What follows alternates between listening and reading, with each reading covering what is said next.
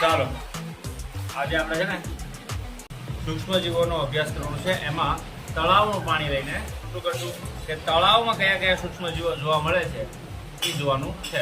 તો આપણા એક બેન છે એ આપણે બીકરમાં તળાવનું પાણી ભરીને લાવ્યા છે. હવે એમાં આપણે એક સિરિંજ લઈશું. શું લઈશું? સિરિંજ. આ પ્રયોગ છે ને જાતે ઘરે થઈ શકે.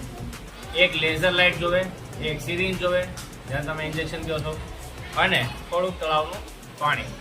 કોઈ પણ પાણી ચાલે, પણ સૂક્ષ્મ જીવો છે એ તળાવના પાણીમાં વધારે જોવા મળે, કે કોઈ પણ ખાબોચિયામાં ભર્યું હોય તોય તમને પાણી એમાં સૂક્ષ્મ જીવોની હાજરી જોવા મળે છે.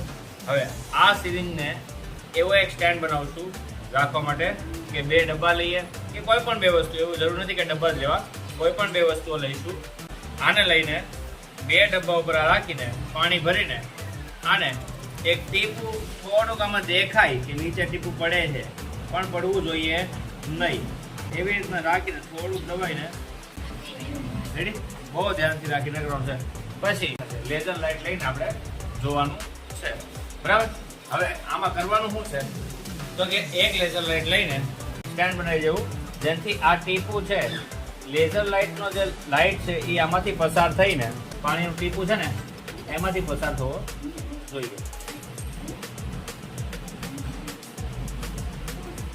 બહુ મસ્ત.